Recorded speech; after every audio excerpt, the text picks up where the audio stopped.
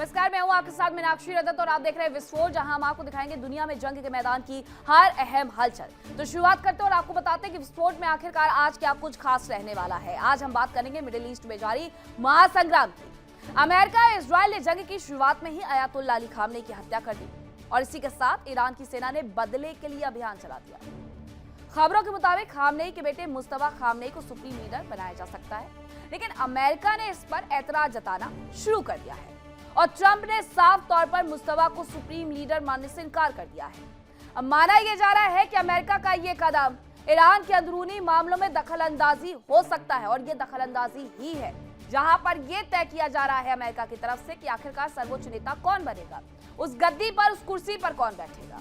इसके साथ ही हम बात करेंगे ईरान के पलटवार की। ईरान के पलटवार ने भी सब कुछ तहस नहस कर दिया है। ये कमतर आंकना बेवकूफी होगी कि ईरान चुपचाप बैठा हुआ है, बिल्कुल नहीं। ईरान की मिसाइल लगातार इजराइल को निशाना बना रही है। सऊदी अरब, उसके अलावा कतर, कुवैत, यूएई समेत दूसरे खाड़ी देशों पर बारूदी बारिश की जा रही है। लेकिन अब जो ईरान करने जा रहा है वो यकीनन खाड़ी देशों और उनके आकाओं को, अमेरिका को घुटनों पर लाने में मदद देगा। ईरान ऐसी तबाही लाने जा रहा है कि अरब देश बूंद बूंद पानी के मोहताज हो जाएंगे। अभी तक ये चर्चा हो रही थी कि किस देश के पास कितने दिन का तेल रिजर्व रह गया है, लेकिन अब चर्चा ये हो रही है कि मिडिल ईस्ट में किस देश के पास कितने दिन का पीने के लिए पानी रह गया है। तो ईरान का आखिरकार ये पानी से क्या संबंधित प्लान है, उसके बारे में भी मैं आपको बताऊंगी। बात करेंगे तीसरी खबर के तौर पर अमेरिका और ईरान की जंग, जो लगातार खतरनाक होती जा रही है उस पर। अमेरिका और इजरायल ने इस जंग को जितना आसान समझ करके शुरू किया था, ईरान के पलटवार ने उनके विचारों को धो करके रख दिया है। अमेरिका ने अपने खाड़ी सहयोगियों की सुरक्षा में अपने बेहतरीन एयर डिफेंस सिस्टम तैनात किए, लेकिन ईरानी मिसाइल्स की आंधी में वो भी हवा हो गई। आज हम आपको अमेरिका के टूटते गुरूर के बारे में भी बताएंगे। तो चलिए करते हैं शुरुआत और सबसे पहले आपको बताते हैं आज कौन सी खबर है। तो खबर यह है कि अमेरिका के युद्ध सचिव पीट हेग्सेथ का बयान सामने आया है। ईरान के खिलाफ लंबी जंग जारी रहेगी, उनका कहना है। लड़ाई अभी शुरू हुई है, हेग्सेथ ये भी कह रहे हैं। अमेरिका के पास हथियारों की कमी नहीं है। तो ये बड़ी जानकारी है, जहां अमेरिका के युद्ध सचिव पीट हेग्सेथ का बयान आया है। उनका कहना है कि ईरान के खिलाफ अभी ये जंग जारी रहने वाली है, लंबी जंग रहेगी। उन्होंने ये भी कहा है कि लड़ाई अभी शुरू हुई है और अभी इसे खत्म कर दे, इस पर विचार ही नहीं कर रहे। अमेरिका के पास हथियारों की कोई कमी नहीं है, हेग्सेथ ये कह रहे हैं। यही वो व्यक्ति है, पीट हेग्सेथ, जिनकी तरफ से ये बयान दिया गया था कि युद्ध 8 हफ्तों तक चलेगा। ट्रंप कह रहे थे 4 से 5 हफ्ते, हेग्सेथ का बयान आया कि 8 हफ्ते तक चलेगा। अब विशेषज्ञ ये कहने लगे कि ये युद्ध और ज्यादा लंबा खींचेगा, सितंबर तक जाएगा, यानी महीनों चलने वाला है। उसके बाद भी इस युद्ध को खत्म कर दिया जाए, ये नहीं हो सकता। ये पीट हेग्सेथ है, जिनकी तरफ से, ये पीट हेग्सेथ है, सेक्रेटरी ऑफ वॉर, इनकी तरफ से ये बयान दिया गया है, इनकी तरफ से ये बताया गया है। ये डोनाल्ड ट्रंप के साथ ही बैठे हुए थे। डोनाल्ड ट्रंप की तरफ से पहले ये कहा गया था कि ये जो युद्ध है वो 4 से 5 हफ्ते चलेगा। पीट हेग्सेथ, जो कि वॉर सेक्रेटरी है, उनकी तरफ से ये बयान आया कि ये युद्ध लंबा चलेगा, हमारे पास हथियारों की कोई कमी नहीं है, हम हथियार नहीं डालेंगे। ये चाहते हैं कि ईरान में जो सरकार है वो अमेरिका के इशारे पर बने, अमेरिका जिसे चाहे उसे गद्दी पर बैठा दे। और सबसे पहला नाम रजा पहलवी का ही है। रजा पहलवी की सबसे ज्यादा प्रतिक्रिया सामने आई थी जब पूरे ईरान में विरोध प्रदर्शन देखा गया था, जब ईरान जल रहा था। और ये जब तक रजा पहलवी को उस गद्दी तक नहीं ला देंगे, नहीं बैठा देंगे, तक ये झुकेंगे नहीं। मुस्तफा अभी जिंदा है, लेकिन अयातुल्लाह अली खामनेई के बेटे, वो ऐसा होने नहीं देंगे। इसी बीच कुछ और खबरें आ रही हैं, हम उनका भी रुख कर लेते हैं। वॉर से जुड़ी हुई ये खबर क्या है, चलिए आपको बता देते हैं। खबर ये है कि तेहरान पर इजराइल ने हमला कर दिया है। ये एक बड़ा हमला किया गया है और ये इजरायली हमले में भारी तबाही की आशंका भी जताई जा रही है। दावा भी इजराइल की तरफ से किया जा रहा है। तेहरान का इंडोर स्टेडियम तबाह हो गया है। इसकी तस्वीरें आनी शुरू कल से ही हो गई थी कि किस तरीके से वहां पर इंडोर स्टेडियम को नुकसान पहुंचाया गया है। तेहरान पर जो इजराइल का हमला था उसमें उन्होंने नुकसान पहुंचाया है और ये युद्ध शनिवार से शुरू होकर के आज शुक्रवार लगभग 1 हफ्ते होने के कगार पर है, लेकिन फ्रीक्वेंसी भी हमलों की कम नहीं हुई है। ईरान भी इसी तरीके से जबरदस्त हमला करते हुए नजर आ रहा है। तो दूसरी तरफ ये कहा जाए कि इनकी क्या तैयारी, जरा अब ये 2 खबरें आपको दिखा देते हैं। अमेरिका के पास हथियारों की कोई कमी नहीं है, ये पीट हेग्सेथ का बयान आया है। तेहरान का इंडोर स्टेडियम तबाह हो गया है। इंडोर स्टेडियम को तबाह करने का सीधा सीधा मतलब यह है कि ईरान में जो कुछ हाथ लगे उसे खत्म कर देना है, उसे पूरी तरीके से नष्ट कर देना है, ताकि वो झुक जाए और झुकने के साथ साथ इस बात पर राजी हो जाए कि जो कुछ इजराइल और अमेरिका चाहता है उसे ईरान चुपचाप स्वीकार कर ले। लेकिन ईरान ऐसा नहीं करने वाला है। ईरान की तरफ से हर देश पर चौतरफा हमले किए जा रहे हैं। हालांकि ईरान को भी समय समय पर इन देशों की तरफ से आईना दिखाया जा रहा है और कहा जा रहा है कि अगर हमारे मुल्क तक आओगे तो हम नहीं छोड़ेंगे। और इसमें एक नया नाम जुड़ा है, अजरबैजान का। अजरबैजान की तरफ भी ईरान की तरफ से 4 ड्रोन भेजे गए थे। अब उन 4 ड्रोन में से एक ड्रोन को तो मार गिराया गया अजरबैजान की तरफ से, लेकिन अभी भी उनका यह बयान है कि अगर ईरान यहां तक आने की कोशिश करेगा तो हम उसे नहीं बख्शेंगे। और यही बयान तुर्की की तरफ से भी दिया गया।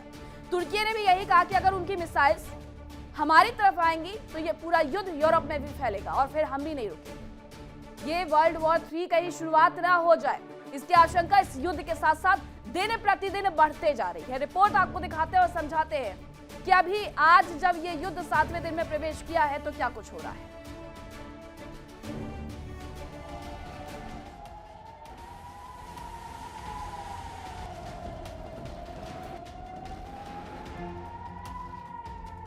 अमेरिका और इजराइल ने ईरान पर जबरदस्त हमला किया। ईरान के कुछ भी समझने से पहले एक झटके में अयातुल्ला अली खामनेई समेत टॉप लीडरशिप को खत्म कर दिया गया।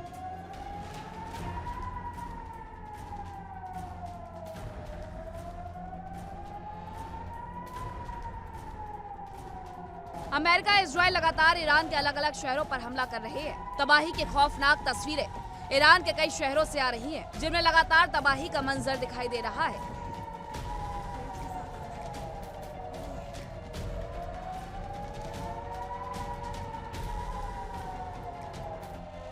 ट्रंप ने एक बार फिर IRGC और पुतिन को चेतावनी दी।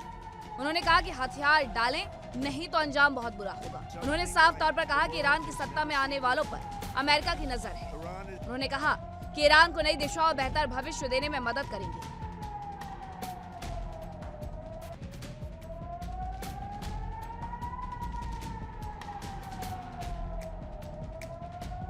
ये जंग अमेरिका और इजराइल ने जितनी छोटी समझी थी, ये उतनी लग नहीं रही।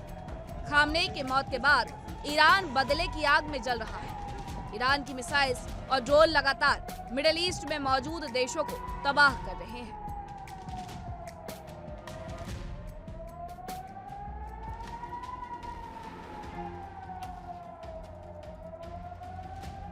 पहले ये आशंका जताई जा रही थी कि ये जंग छोटी होगी, फिर 4 से 5 हफ्ते तक जंग चलने की बात आई और अब माना जा रहा है कि ये युद्ध सितंबर तक चल सकता है। ये दावा पश्चिमी मीडिया में किया गया है।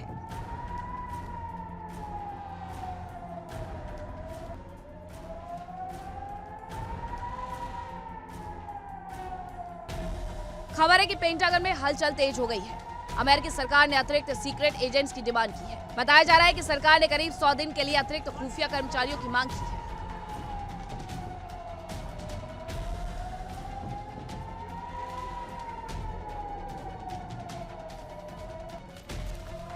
मीडिया में आई रिपोर्ट्स में दावा किया गया कि यूनाइटेड स्टेट्स सेंट्रल कमांड ने फ्लोरिडा में हेड ऑफिस के लिए और अधिक सैन्य कर्मियों की नियुक्ति के लिए कहा है, ताकि आने वाले समय में भी इस युद्ध को चलाया जा सके। इसी के आधार पर यह माना जा रहा है कि अमेरिका युद्ध को लंबे समय तक खींचने का प्लान बना रहा है, जो सितंबर महीने तक जा सकता है।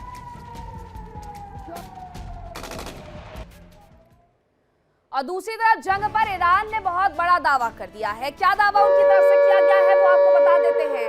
ये दावे तो बार बार करते हैं, लेकिन उनके कई दावे सच्चे और कई दावे झूठे हो जाते हैं। अब जंग के बीच में ये कहा गया कि अमेरिका के जहाज पर हमला किया गया है। यूएस के 27 जवानों के मारे जाने का दावा तक कर दिया गया है। ईरान की तरफ से ये दावा किया गया है अमेरिका के जहाज पर। ये देखिए, अमेरिका का ये जो जहाज है उस पर उनका कहना है, ईरान का कहना है कि उसने हमला कर दिया है, इसे आग के हवाले कर दिया गया है और ये धू-धू करके जलता हुआ बीच समंदर नजर आ रहा है। ये अरब सागर की स्थिति है। दरअसल आइरिस फ्रिगेट आइरिस डेना को जिस तरीके से डुबोया गया हिंद महासागर में, उसके तुरंत बाद ये कार्रवाई की गई और ये कहा गया कि हमने बदला ले लिया है।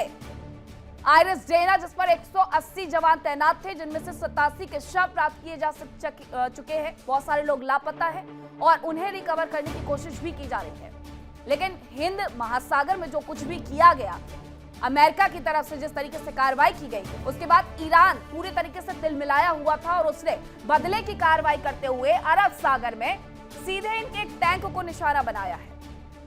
और इस पर जब उन्होंने कार्रवाई की, ताबड़तोड़ मिसाइलें बरसाई गई है, 1 2 3 ये गिनी नहीं गई, ये इस तरीके से बरसाई गई है कि अगर यहाँ पर इन्होंने कोई सुरक्षा घेरा अपनाया भी है, अगर वो कोई थार्ड वगैरह सिस्टम लेकर के चल रहे हैं तो उसे भी यही समाप्त कर दिया जाए, उसे भेद दिया जाए। और उसे भेदने के लिए ही मिसाइल पावर ईरान की तरफ से दिखाई गई। ईरान ने इतनी ज्यादा मिसाइलें यहाँ पर दागी है कि एयर डिफेंस सिस्टम पूरी तरीके से खत्म हो गया और स्थिति ये हो गई जिसमें 27 जवानों की मौत हो गई। ये ईरान की तरफ से दावा किया गया है।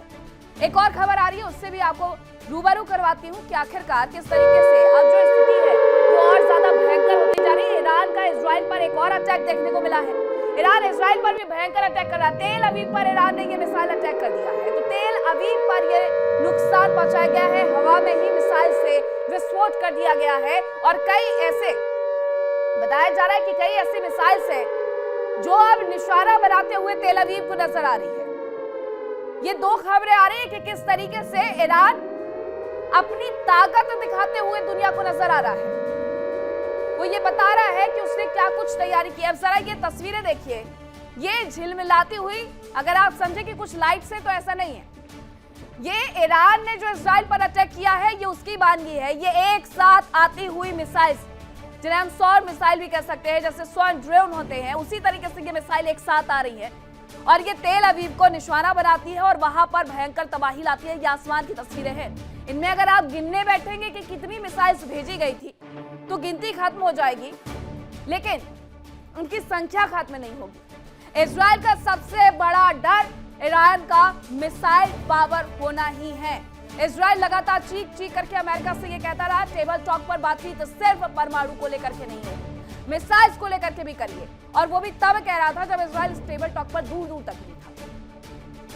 बावजूद इसके इजराइल का जो डर था, अब वो इस युद्ध में पूरी तरीके से दिखा रहा है कि ईरान किस तरीके से मिसाइलों से हमला कर रहा है। और ये मिसाइलों का हमला इतनी ज्यादा संख्या में इसलिए भी किया जाता है ताकि आयरन डोम को क्षतिग्रस्त किया जा सके। एक मिसाइल आप भेजेंगे, इंटरसेप्ट कर ली जाएगी, आयरन डोम को कोई क्षति नहीं होगी। और अगर आयरन डोम को क्षति नहीं होगी तो इजराइल के अंदर कैसे क्षति कर पाएंगे। इसीलिए एक साथ इतनी मिसाइल भेज दे कि आयरन डोम इंटरसेप्ट करते करते थक जाए, वो समझ ही ना पाए कि कितनी मिसाइल्स भेजी गई, उसका रडार ही कंफ्यूज कर दिया जाए। इसलिए एक साथ कम से कम 50 से 60 मिसाइलें भेजो और उसके बाद आयरन डोम को भी तबाह कर दो और इजराइल के अंदर भी भयंकर तबाही ला दो।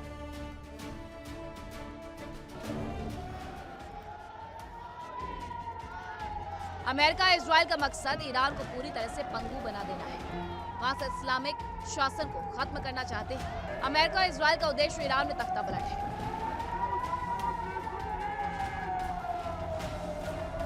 अमेरिका और इजराइल ने पहले ही झटके में ईरान के supreme leader Ayatollah Ali Khamenei को मार दिया। उन्हें लगा कि ईरान झुक जाएगा, लेकिन ईरान पहले से कहीं ज्यादा आक्रामक हो गया। उसने अपनी बात पूरी करते हुए अरब जगत में तबाही मचा दी।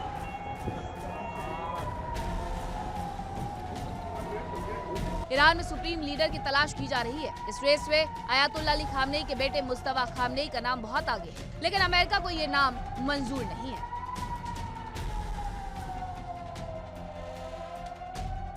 बताया जा रहा है कि ट्रंप एक इंटरव्यू में साफ कर चुके हैं कि ईरान के अगले सुप्रीम लीडर की कुर्सी पर कौन बैठेगा, उसके चुनाव में अमेरिका की सीधी भूमिका होगी। उन्होंने मुस्तफा खामनेई के नाम को खारिज करते हुए कहा कि उन्हें पुरानी सोच वाला कोई भी नेता मंजूर नहीं है जो भविष्य में फिर से युद्ध छेड़े।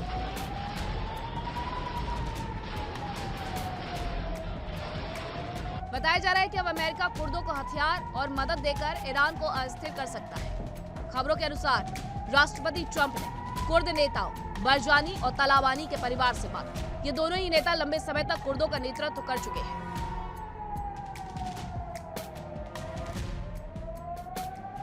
अमेरिका कुर्द लड़ाकों के गुट PDKI यानी democratic party of Iranian Kurdistan के लड़ाकों का इस्तेमाल कर सकता है। यह कुर्दों का सबसे पुराना संगठन बताया जा रहा है। इसके अलावा PAK यानी कुर्दिस्तान फ्रीडम पार्टी और PJAK यानी free life party of Kurdistan की मदद ली जा सकती है।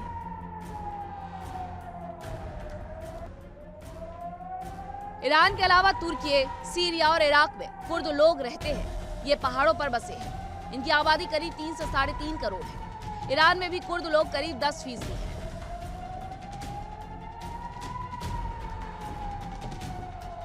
खबरों के मुताबिक पीडीकेआई को सत्ता परिवर्तन की जिम्मेदारी सौंपी जा सकती है। ये विद्रोह करमनशाह से शुरू हो सकता है। ये लड़ाके सरकारी इमारतों और सैन्य चौकियों पर कब्जा कर सकते हैं। इन लड़ाकों का इस्तेमाल ग्राउंड फोर्सेस के तौर पर किया जा सकता है।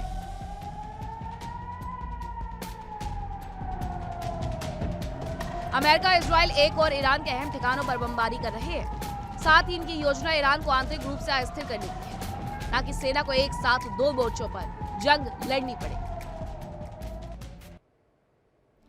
और दूसरी तरफ अमेरिका ने मुस्तफा खामनेई को ईरान का सुप्रीम लीडर बनाए जाने को लेकर के ऐतराज जता दिया है। अब आइए आपको बताते हैं कि मुस्तफा खामनेई आखिरकार कौन है, जिनके नाम पर जोरों शोरों से चर्चा हो रही है, और इसके साथ ही उनके नाम को लेकर के अब अमेरिका ये कह रहा है कि उन्हें ये स्वीकार नहीं है। तो सबसे पहले शुरुआत करते हैं इनके जन्म के साथ। साल 1969 को मशहद शहर में इनका जन्म हुआ था। ये साल 1969 का जन्म था। मुस्तफा खामनेई अयातुल्लाह अली खामनेई के बेटे हैं और इस्लामिक क्रांति से 10 साल पहले इनका जन्म हुआ था, 1979 में, जो ईरान में इस्लामिक क्रांति थी उसके पहले। अब आगे बढ़ते हैं। अयातुल्लाह अली खामनेई के दूसरे बड़े बेटे हैं, ये इनके बारे में बताया जाता है। अब यही बच्चे हुए हैं और इनको IRGC चाहती है कि अयातुल्लाह अली खामनेई की जगह उनकी गद्दी पर बैठा दिया जाए, लेकिन अलवी हाई स्कूल में मुस्तफा ने पढ़ाई की थी। अब इनके नाम से ऐतराज अमेरिका की तरफ से जताया जा रहा है। अमेरिका का साफ तौर पर यह कहना है कि हम फिर से नहीं चाहते कि कट्टर सरकार वहां पर आकर के विराजित हो जाए। हम मुस्तफा को स्वीकार नहीं करेंगे। कौम में रूढ़िवादी धर्म गुरुओं से इन्होंने धार्मिक शिक्षा ली है। IRGC पर भी इनकी पकड़ मानी जाती है मुस्तफा की। इराक से युद्ध के दौरान हबीब बटालियन में मुस्तफा थे। इसके अलावा खामनेई के दफ्तर में प्रभावशाली शख्स थे मुस्तफा, ये सूत्र कह रहे हैं। 2019 में इसीलिए मुस्तफा पर बैन तक लगा दिया गया था अमेरिका की तरफ से। मुस्तफा के IRGC अधिकारियों के साथ अच्छे संबंध है और अच्छी पकड़ भी वो रखते हैं, ये भी कहा जाता है। 2019 में अमेरिका ने मुस्तफा पर प्रतिबंध लगा दिए थे और अब प्रतिबंधित व्यक्ति को अगर आप इस्लामिक शासन में सत्ता पर बैठाएंगे तो ये अमेरिका कैसे स्वीकार करेगा। मुस्तफा पर मनमाने तरीके से फैसले लेने के आरोप भी लगते आए हैं कि वो अपने पिता के नीचे कार्य करते हुए जबरदस्ती जो चाहते हैं वो कर सकते हैं। मुस्तफा की संपत्ति की सार्वजनिक घोषणा कभी भी नहीं की गई है। तो ये है मुस्तफा खामनेई, जिनके नाम पर चर्चा हो रही है जोर शोर पर, और अब अमेरिका कह रहा है कि उन्हें इनके नाम पर स्वीकृति दे दे, ऐसा वो नहीं करेंगे। खबर एक और आ रही है कि ईरान ने मिसाइल लॉन्चिंग का जो वीडियो है वो जारी कर दिया है। ईरान की तरफ से जो मिसाइल्स लॉन्च की जा रही है उसके वीडियो भी बाकायदा IRGC पोस्ट करते जा रहा है। खुर्रमशहर बैलिस्टिक मिसाइल की लॉन्चिंग का वीडियो आया है इजराइल की ओर। ये बैलिस्टिक मिसाइल दाग दी गई है खुर्रमशहर 4, जिसकी मारक क्षमता 2000 से 3000 किलोमीटर, उससे दाग दिया गया है। और इससे जो निशाना बनाया गया है वो इजराइल को ही बनाया गया है। अपने पास लंबी दूरी की जो सबसे ज्यादा मिसाइल ईरान रखता है उसमें से खुर्रमशहर 4, जिसका कुछ दिनों पहले परीक्षण भी हुआ था इस युद्ध की शुरुआत के पहले टेबल टॉक के वक्त। और इसके साथ ही उसके बाद दूसरी जो मिसाइल है वो है सेजन। ये वो मिसाइलें हैं जो लंबी दूरी की मारक क्षमता वाली मिसाइल से, और इनका इस्तेमाल इस युद्ध में भरपूर तरीके से किया जा रहा है। इसी बैलिस्टिक मिसाइल का इस्तेमाल करके इजराइल के अंदर ईरान तबाही ला रहा है। ये इजराइल की तस्वीरें भी देखते जाइए, ईरान की तस्वीरें भी आपने देखी कि किस तरीके से इजराइल के अंदर भयावह तबाही ईरान की तरफ से लाई जा रही है। अब इसी बीच खबर और आ रही है कि जॉर्डन में रिकॉर्ड की गई है मिसाइल्स की तस्वीर वहां पर भी, क्योंकि जॉर्डन के आसमान में भी तो लगातार जो इजराइल की मिसाइल्स है वो विचरण करते हुए नजर आ रही है। मीडियम रेंज की हालांकि बैलिस्टिक मिसाइल बताई जा रही है ये, जिसे वहां पर देखा गया है, और इसका क्लस्टर बम का वॉरहेड वहां पर टूटता हुआ नजर आया है। क्लस्टर बम अपने आप में बेहद खतरनाक होते हैं। ये बम एक साथ आप कहीं पर भी ड्रॉप कर दीजिए, ये फटते नहीं है, लेकिन ये समय समय पर फटते रहते हैं, जो सबसे ज्यादा मुश्किल भरा होता है। इन्हें एक तो ढूंढना, उसके बाद डिफ्यूज करना। क्लस्टर बम जितनी तबाही ला सकते हैं एक लंबे वक्त तक के लिए, कि आपने आज जाकर के वहां पर क्लस्टर बम का वॉरहेड ड्रॉ किया, क्लस्टर बम हर जगह फैल गए, और उसके बाद वो कभी कभी जब फटते हैं तब पता चलता है। आपको याद होगा कि द्वितीय विश्व युद्ध से लेकर के ये हमेशा खबरें आती रहती है कि द्वितीय विश्व युद्ध के जो बम थे वो बरामद किए गए हैं और वो फटे ही नहीं। ये ऐसे ही क्लस्टर बम भी होते हैं। ये तस्वीर हम आपको दिखा रहे हैं, जॉर्डन में जो रिकॉर्ड की गई है ये मिसाइल मीडियम रेंज की बैलिस्टिक मिसाइल, जिसमें से बीच में टूटा हुआ क्लस्टर बम का वॉरहेड नजर आया है। और एक खबर और जरा देख लीजिए, ये जो तस्वीर आप देख रहे हैं, ये इजराइल में जो तबाही लाई जा रही है, ये उसकी तस्वीरें हैं। ईरान इजराइल को बख्श देगा ये तो होगा नहीं। इजराइल और अमेरिका ने मिलकर के ईरान के ऊपर जिस तरीके से अटैक किया, तो अब इजराइल को भी तो खामियाजा उठाना पड़ेगा। तो ईरान ने अपनी खुर्रमशहर 4 मिसाइल को उसकी तरफ दाग दिया है, ताकि वो भी भयंकर तबाही वहां पर ला सके।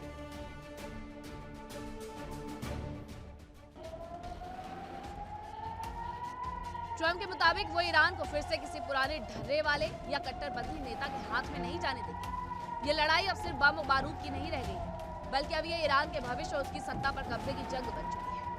ट्रंप का ये बयान ईरान की अंदरूनी राजनीति में सीधे दखल का संकेत माना जा रहा है, जो आने वाले दिनों में जंग को और भी ज्यादा भीषण बना सकता है।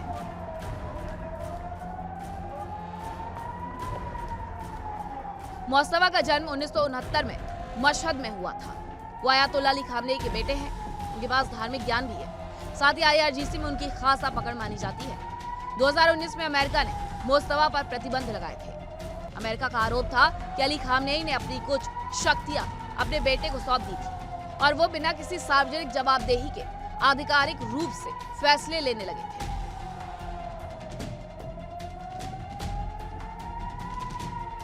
साफ है कि अमेरिका ईरान में सत्ता परिवर्तन की तैयारी कर रहा है, तो इसके लिए वो सुप्रीम लीडर के चुनाव में भी दखल दे सकता है।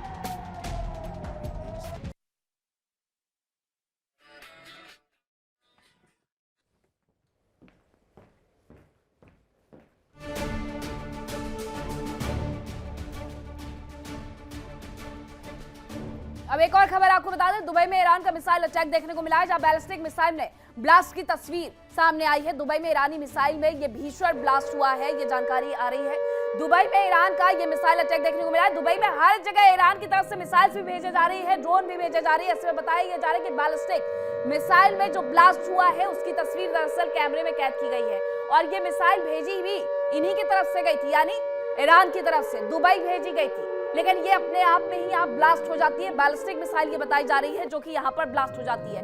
दुबई में अटैक करने के लिए इसे भेजा गया था और ऐसी तमाम तस्वीरें बार बार सामने भी आती है कि किस तरीके से दुबई में, इसके अलावा ओमान में, इसके अलावा जॉर्डन में, बहरीन में, अब तो अजरबैजान और तुर्की में भी बैलिस्टिक मिसाइल भेजी जा रही है ईरान की तरफ से। ईरान ने मिडिल ईस्ट के पूरे समीकरण बदल करके रख दिए हैं। हर जगह वो अटैक करते हुए नजर आ रहा है जहां पर यूएस नेवल बना हुआ है।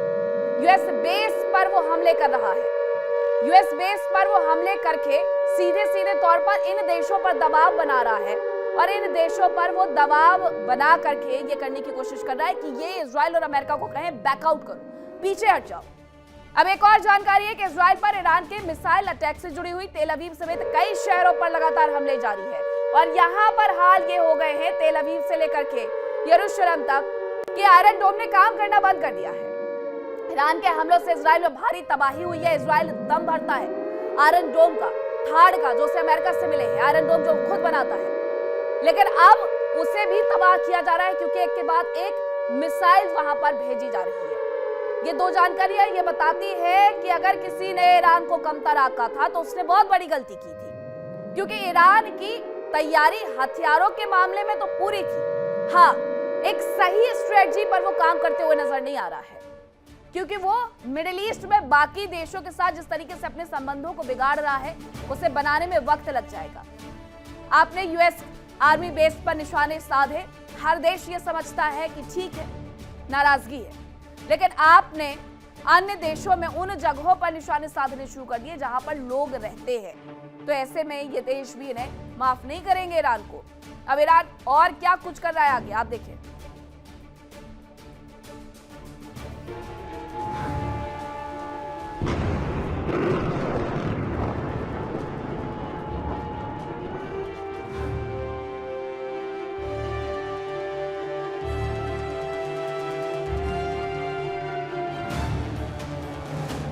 अमेरिका को आशंका है कि ये जंग लंबी चल सकती है। इसमें ग्राउंड ऑपरेशन की जरूरत भी पड़ सकती है। हालांकि राष्ट्रपति ट्रंप ईरान में कमांडो उतारने के पक्ष में नहीं है, क्योंकि उन पर अमेरिकी जनता का दबाव भी है।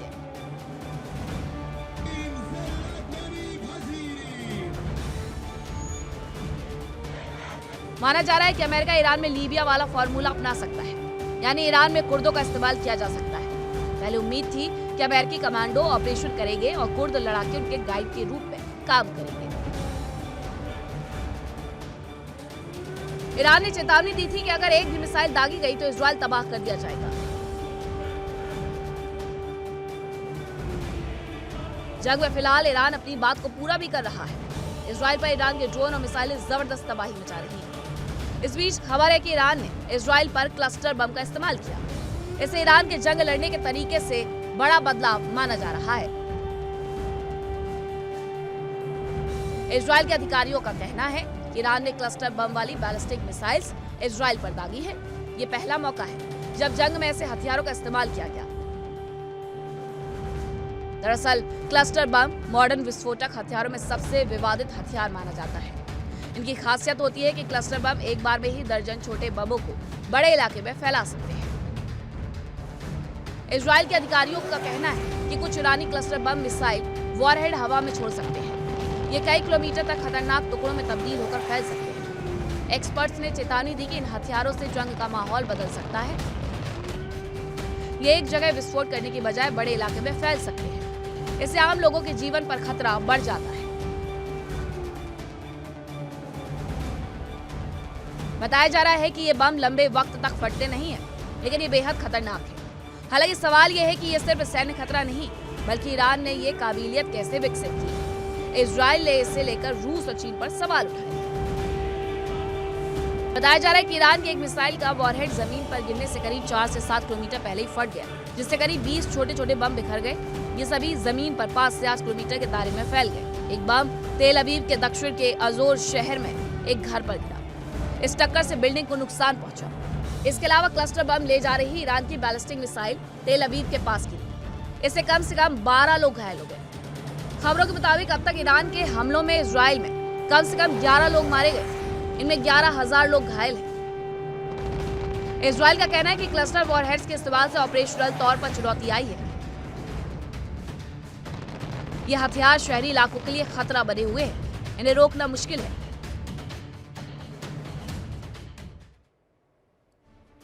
ईरान अब इजराइल पर ऐसी मिसाइल्स का इस्तेमाल कर रहा है जो हवा में फूटकर अपने क्लस्टर से कई छोटे छोटे बम निकालती है। अब आइए आपको बताते हैं कि इन मिसाइल्स के बारे में आखिरकार क्या कुछ जानकारी है क्लस्टर बम से जुड़ी हुई। ये मिसाइल हवा में खुलकर के छोटे छोटे बम बिखेर देती है। हर छोटे बम में करीब 7 किलोग्राम विस्फोटक होता है। साल 2008 में 100 से ज्यादा देशों के बीच ये समझौता हुआ था क्लस्टर हथियारों के इस्तेमाल को लेकर के कि इनके प्रोडक्शन पर रोक रहेगी। ये सिर्फ और सिर्फ एक समझौता था जो कि 2008 में 100 से ज्यादा देशों के बीच हुआ था, लेकिन अब इसका इस्तेमाल किया जा रहा है।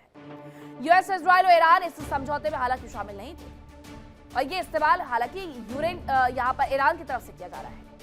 रूस ने यूक्रेन पर क्लस्टर बमों का इस्तेमाल भी किया था। जब रूस यूक्रेन युद्ध चल रहा है तो उसमें भी इन बमों का इस्तेमाल शुरुआती दिनों में किया गया था। अब एक और खबर आ रही है, उसका रुख करते हैं और आपको बताते हैं कि ईरान के हमलों से ट्रंप किस तरीके से परेशान है। ये खबर आपको बताएंगे, लेकिन उसके पहले आपको एक रिपोर्ट दिखाते हैं इसी क्लस्टर बम से जुड़ी।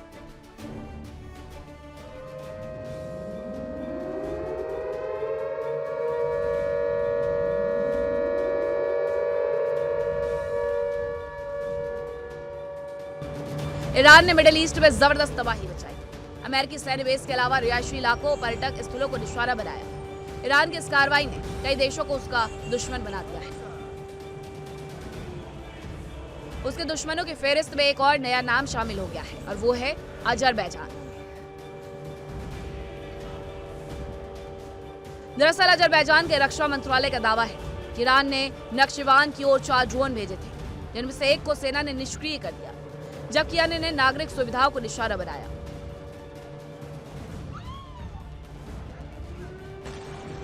अजरबैजान का दावा है कि ईरानी ड्रोन हमले में 4 नागरिक घायल हो गए। अजरबैजान ने जवाबी कार्रवाई करने की चेतावनी दी, जिसके साथ ही पश्चिमी एशिया में युद्ध का दायरा बढ़ने की आशंका जताई जा रही है।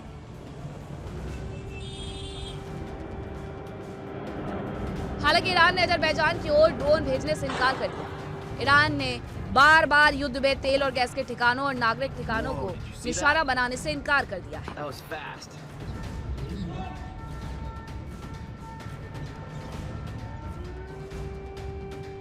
उधर नेटो भी जंग में ईरान के खिलाफ उतर सकता है। बताया जा रहा है कि ईरान के बैलिस्टिक मिसाइल्स को नाटो के एयर डिफेंस सिस्टम ने बर्बाद कर दिया। तुर्की के मुताबिक नेटो के एयर डिफेंस सिस्टम ने ईरान से दागी गई एक बैलिस्टिक मिसाइल को तबाह कर दिया। तुर्की के रक्षा मंत्रालय ने कहा कि मिसाइल इराक और सीरिया के ऊपर से गुजर गई थी।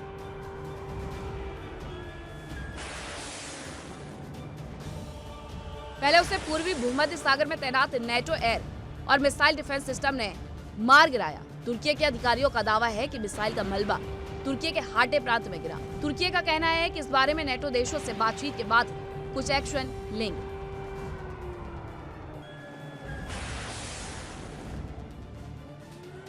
इस बीच खबर है कि ब्रिटेन और फ्रांस भी युद्ध में सक्रिय हो गए हैं। ब्रिटेन ने अमेरिका को अपने सैन्य बेस की इजाजत दे दी है, यानी अब अमेरिका के बॉम्बर्स ब्रिटेन के एयरबेस से उड़ान भर सकते हैं।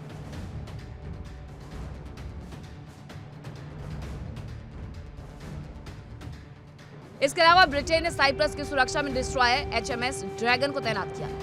इसके अलावा मार्लेट मिसाइल और वाइल्ड कैट हेलीकॉप्टर की तैनाती की गई। फ्रांस भी साइप्रस में फ्रिगेट भेज रहा है, जिसके बाद अब माना जा रहा है कि नेटो भी जंग में शामिल हो सकता है।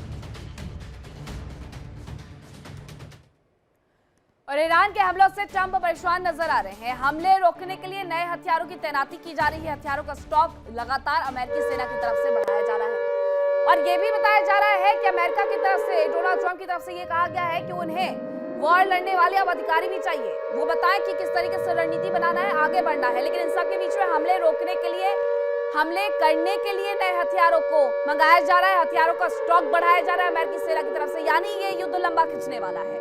जो ये बातें बार बार आ रही थी कि 4 हफ्ते, 5 हफ्ते, 8 हफ्ते, लेकिन उससे भी ज्यादा की तैयारी अमेरिका की तरफ से कर ली गई है। पीट हेगसेथ पहले ही कहते हुए नजर आ गए हैं कि हमारे पास हथियारों की कोई कमी नहीं है, यानी ये हथियार और ज्यादा इनकी तरफ से बरसाए जाएंगे। और यही बताया जा रहा है कि हथियारों का जो स्टॉक है वो अब अमेरिकी सेना बढ़ाते हुए नजर आ रही है।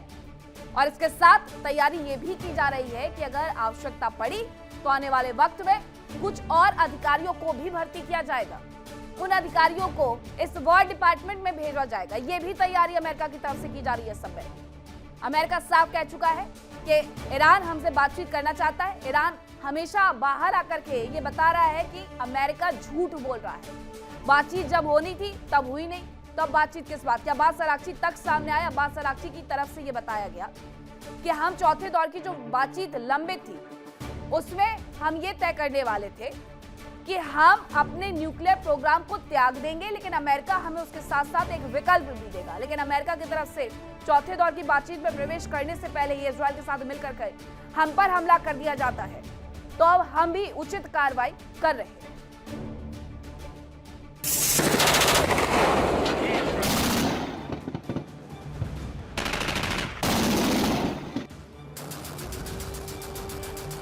ईरान लगातार खाड़ी देशों को दहला रहा है। सऊदी अरब, बहरीन, कुवैत, कतर समेत दूसरे देशों में मौजूद अमेरिकी सेना के ठिकानों को निशाना बनाया जा रहा है।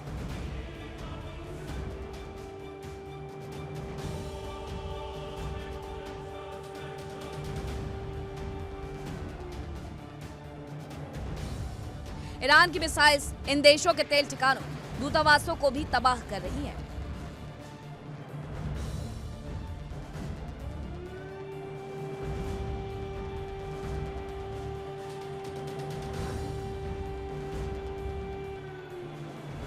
अब ईरान का प्लान बेहद खतरनाक है। ईरान अब अरब देशों में पानी की किल्लत पैदा करने की कोशिश में है।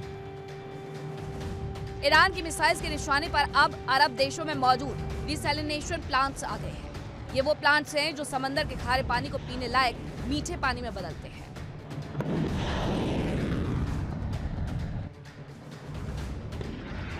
अगर ईरान की मिसाइल्स में से ये वाटर प्लांट ध्वस्त हो गए तो अरब में मौजूद देशों के पास महज 3 से 4 दिन का पानी ही बचेगा। इससे लोग परेशान होंगे और सरकार पर ईरान से समझौते के लिए दबाव बना सकते हैं।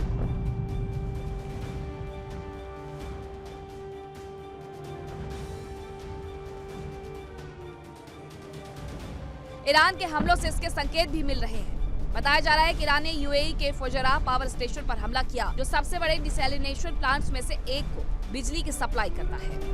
इसके अलावा कतर में वाटर प्लांट्स पर हमले की खबर है। बताया जा रहा है कि अरब देशों ने अमेरिका से एयर डिफेंस सिस्टम की मांग की है। जिसके बाद अब प्लांट्स के करीब एंटी ड्रोन लेजर सिस्टम लगाए जा रहे हैं, जिससे किसी भी ड्रोन हमले को नाकाम किया जा सके।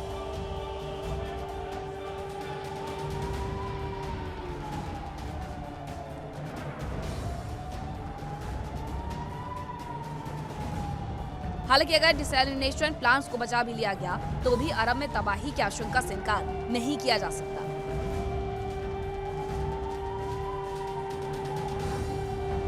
ईरान में मौजूद न्यूक्लियर प्लांट्स को अमेरिका इजराइल तबाह कर रहा है, जिससे रेडिएशन का खतरा बढ़ गया है।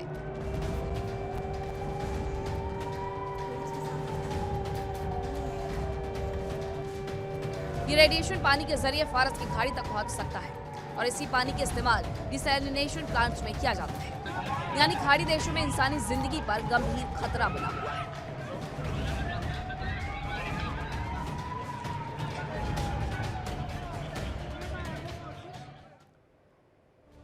तो अभी तक इस जंग को लगातार जोड़ करके देखा जा रहा था, किससे? तेल से। लेकिन अब ये जंग इसके साथ साथ तेल के साथ साथ पानी से भी जुड़ते हुए नजर आ रही है। खाड़ी देशों में पानी महासागर से लिया जाता है, जो कि खारा होता है। उसे मीठे पानी में पीने योग्य पानी में तब्दील करने के लिए डिसैलिनेशन प्लांट की जरूरत होती है। अब इस पर ही जब सीधे सीधे हमला किया जा रहा है तो सवाल भी उठ रहे हैं कि किस देश के पास आखिरकार कितने दिन पीने का पानी बचा हुआ है। अब आपको बताते हैं कि खाड़ी देशों के लिए ये डिसैलिनेशन प्लांट आखिरकार कितने महत्वपूर्ण होते हैं। अगर बात सबसे पहले इजराइल की करें तो इजराइल के करीब 70% लोग इसी वाटर प्लांट्स पर निर्भर होते हैं। जो खारा पानी उसे मीठा तब्दील किया जाएगा और उस पर उनकी निर्भरता होती है। सऊदी अरब की निर्भरता 70% है इजराइल के साथ साथ। इजराइल मिडिल ईस्ट में तेल तो बहुत है लेकिन पीने का पानी नहीं है, इसलिए यहाँ पर ये प्लांट लगाए जाते हैं ताकि इसे पीने योग्य पानी बनाया जा सके। इसके अलावा कुवैत की निर्भरता इसमें सबसे ज्यादा है, 90% है। अगर इस पूरी पाइपलाइन को, अगर इससे पूरी तरीके से प्लांट को ध्वस्त कर दिया गया तो पीने के पानी की किल्लत हो जाएगी। बहरीन की इस पर निर्भरता 90% है। इसके साथ यूएई की इसमें निर्भरता 50% है। ये वो देश है जो अपने आप में तेल का भंडार लेकर चलते हैं लेकिन पानी का नहीं। ओमान में इसकी निर्भरता 86% है। ओमान इन प्लांट्स पर 86% तक की निर्भरता रखता है। तो ये समंदर से पानी लेते हैं। कैसे होता है इसका परिवर्तन, डिसैलिनेशन कैसे होता है? समंदर से ये पानी लेते हैं, उसके बाद पानी को बड़े टैंक में स्टोर किया जाता है। ये जो आप प्लांट देख रहे हैं, ये जो सांकेतिक तस्वीर है, ये यहाँ पर लगा हुआ जो सेटअप है, इसके माध्यम से ही इसे परिवर्तित किया जाता है। हाई प्रेशर के माध्यम से अशुद्धियां हटाई जाती हैं ताकि उसे पीने योग्य और अन्य रोजमर्रा के कामों के उपयोग के लिए बनाया जा सके। आरओ मेम्ब्रेन टेक्निक का इसमें इस्तेमाल होता है जिसके माध्यम से गंदगी को हटाया जाता है। मीठे पानी में मिनरल्स मिलाए जाते हैं ताकि ये पीने योग्य बन जाए। समुद्र के खारे पानी में कौन से मिनरल्स, अगर आप उसे उबालने बैठेंगे तो नमक ही बनेगा। पानी का जो पीएच बैलेंस है उसे किया जाता है, 7 तक उसको लेकर के आते हैं ताकि वो पीने योग्य बन जाए।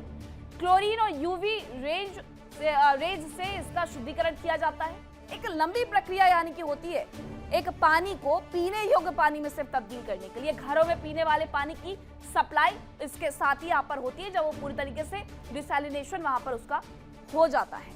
इसलिए मैं ये कह रही हूँ कि अभी तक आप इस बात पर चर्चा कर रहे थे कि आखिरकार कितना पानी है जो उनके पास, कितना तेल है किस देश के पास जो रिजर्व के तौर पर रखा हुआ है। लेकिन अब चर्चा इस बात की हो रही है कि कितना पानी है किस देश के पास जो उनके पास पीने के लिए रखा हुआ है। रिपोर्ट देखें।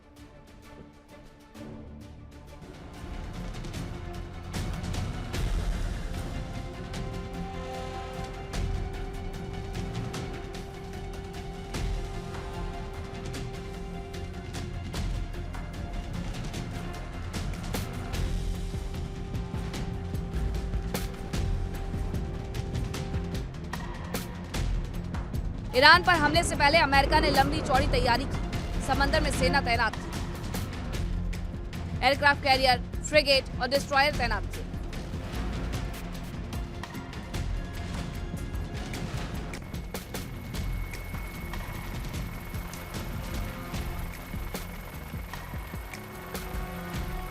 खाड़ी देशों में मौजूद सैन्य बेस की सुरक्षा के पुख्ता इंतजाम किए गए। अमेरिका ने सैन्य बेस की सुरक्षा में अपना बेहद ताकतवर माना जाने वाला एयर डिफेंस सिस्टम थार्ड तैनात किया। उम्मीद की जा रही थी कि ये ईरान की मिसाइल्स के खिलाफ मजबूत रक्षा कवच साबित होगा। लेकिन खामनेई की सेना ने अमेरिका का गुरूर तोड़ दिया। अरब देशों में मौजूद कई अमेरिकी राडार सिस्टम को तबाह कर दिया गया। सैटेलाइट इमेज से अमेरिका को हुए नुकसान का अंदाजा लगाया जा सकता है। 2 मार्च 2026 को ली गई एक सैटेलाइट इमेज में जॉर्डन के मुआफक साल्ती एयरबेस पर जले हुए थार्ड रडार के चारों ओर मलबा दिखाई दिया। ईरान की सेना ने सबसे पहले अमेरिका के एयर डिफेंस सिस्टम पर ही हमला किया। यूएई, जॉर्डन और कतर में मौजूद अमेरिकी रडार सिस्टम को निशाना बनाया गया। अमेरिका के पुख्ता रक्षा कवच को तार-तार कर दिया गया।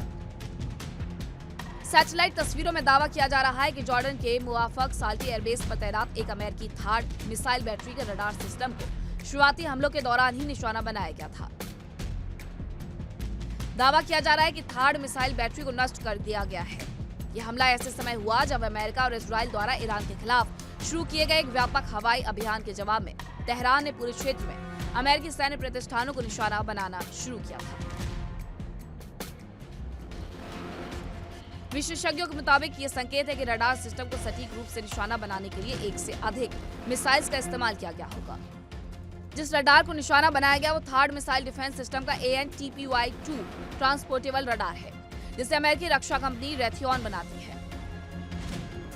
ये रडार बेहतरीन तकनीक से लैस होता है और इसके इस्तेमाल में होने वाली बैलिस्टिक मिसाइल्स और ड्रोन को काफी दूरी से पहचानने के लिए किया जाता है। एक थर्ड बैटरी के लिए एक रडार केंद्रीय भूमिका निभाता है, क्योंकि इसके जरिए ही इंटरसेप्टर मिसाइल्स को टारगेट की जानकारी मिलती है। अमेरिकी मिसाइल डिफेंस एजेंसी के 2025 के बजट दस्तावेजों के अनुसार इस रडार की कीमत लगभग $50 करोड़ के आसपास होती है। रिपोर्ट के अनुसार ये रडार सिस्टम 5 बड़े ट्रेलरों पर स्थापित होता है, जिनमें से हर एक करीब 40 फीट लंबा होता है। फिलहाल ईरान ने यह साबित कर दिया कि अमेरिका का ये थर्ड सिस्टम भी अजेय नहीं है, बस जरूरत है सही रणनीति की।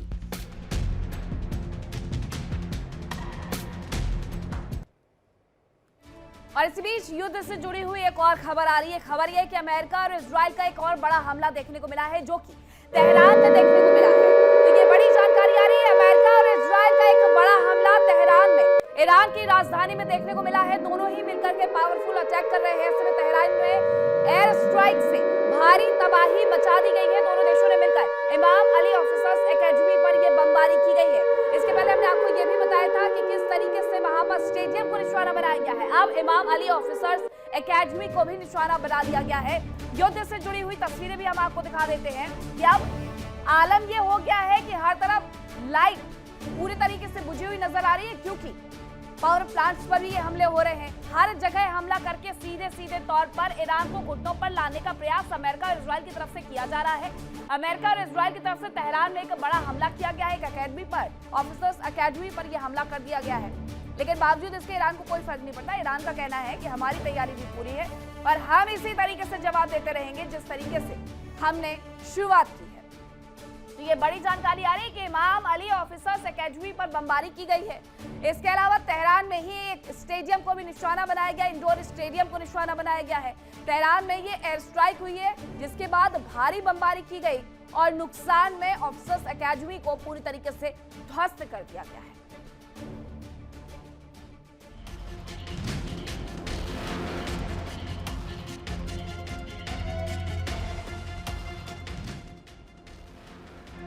अमेरिका ने ईरान के वॉर फ्रिगेट पर जबरदस्त हमला किया। अमेरिकी नेवी की सबमरीन ने युद्धपोत आयरिस देना पर हमला किया।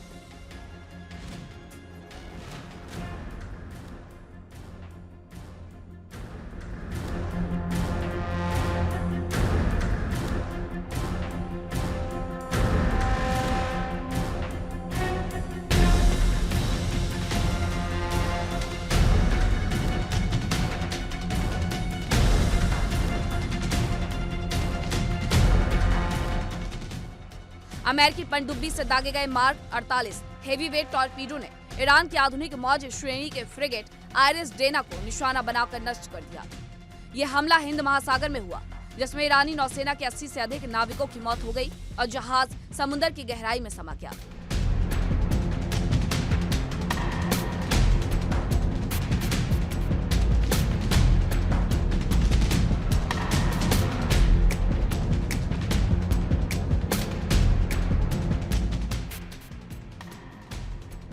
अमेरिकी अधिकारियों के मुताबिक दूसरे विश्व युद्ध के बाद पहली बार है जब किसी अमेरिकी पनडुब्बी ने सीधे तौर पर दुश्मन के युद्धपोत को डुबोया है। हमले में इस्तेमाल किया गया मार्क 48 टॉर्पीडो अमेरिकी नेवी का प्रमुख पनडुब्बी से दागा जाने वाला हथियार है।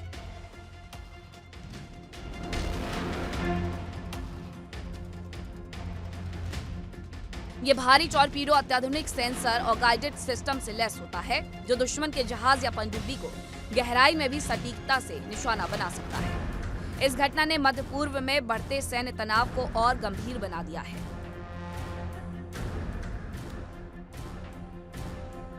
अमेरिकी टॉर्पीडो मार्क 48 दुनिया का सबसे एडवांस और खतरनाक टॉर्पीडो माना जाता है जिसे अमेरिकी नौसेना की अटैक सबमरीन इस्तेमाल करती है। इसका मुख्य उद्देश्य दुश्मन के युद्धपोतों और पनडुब्बियों को नष्ट करना होता है। इसकी मारक क्षमता और सटीक निशानेबाजी के कारण इसे दुनिया के सबसे घातक पानी के भीतर इस्तेमाल होने वाले हथियारों में गिना जाता है। मार्क 48 टॉर्पीडो को पहली बार वर्ष 1972 में अमेरिकी नौसेना में शामिल किया गया था।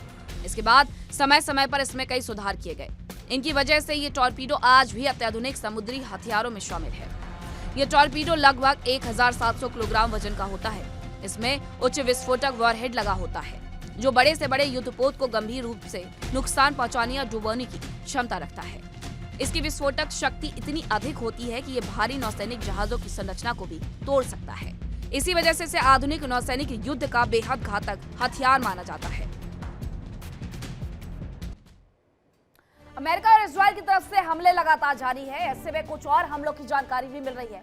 अमेरिका और इजराइल की तरफ से एक बड़ा हमला किया गया है, ये बताया जा रहा है, और ये भी ईरान की राजधानी पर किया गया है।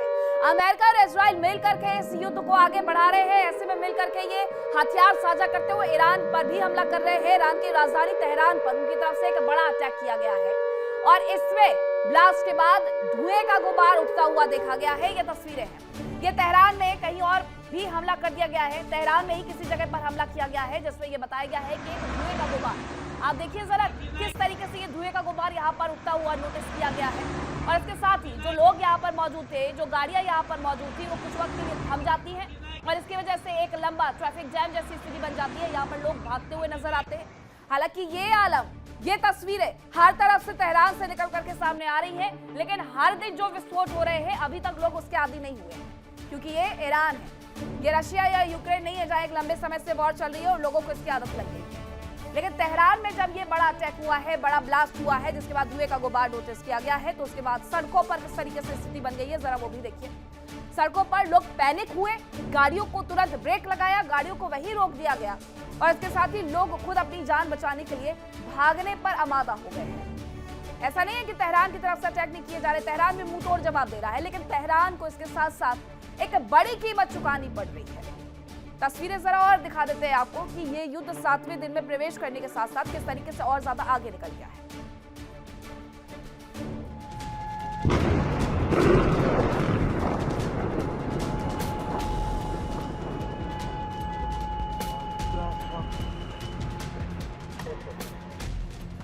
अमेरिका इजराइल ईरान पर भीषण हमले कर उसे कमजोर करने में लगे हैं, लेकिन ईरान की असली ताकत है उसका प्रॉक्सी नेटवर्क, जिसे कमजोर करने में इजराइल ने पूरी ताकत लगा दी है।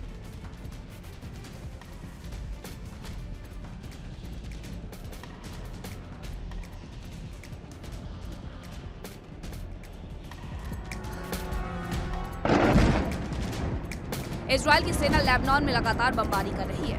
आईडीएफ के निशाने पर हिजबुल्लाह का नेटवर्क और उसके कमांडर है।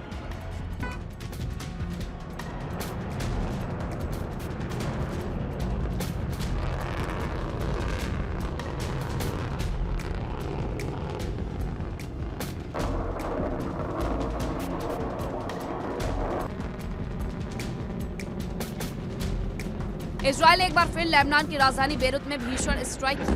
दावा किया जा रहा है कि इसमें हिजबुल्लाह के टॉप कमांडर्स की मौत हो गई।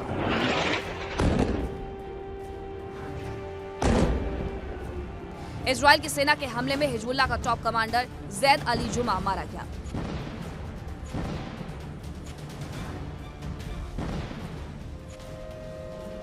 इजरायली सुरक्षा बलों के मुताबिक हिजबुल्लाह के सैन्य बल प्रबंधन कमांडर जैद अली जुमा को बेरूत में मार गिराया गया।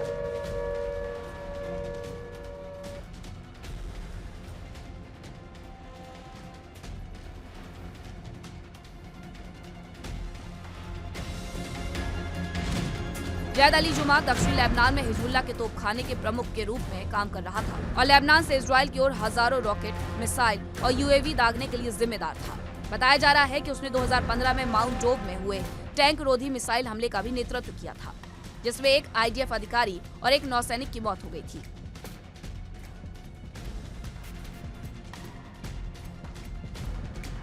बताया जा रहा है कि इजराइल ने घनी आबादी वाले बेरूत के दक्षिणी उपनगरों पर हमले किए। इससे पहले उसने इस इलाके के सभी लोगों को इलाका खाली करने का आदेश दिया था, जिसमें हिजबुल्लाह के हथियारों के गोदाम तबाह करने और कमांडर्स के मारे जाने का दावा किया जा रहा है। Bureau report, India daily.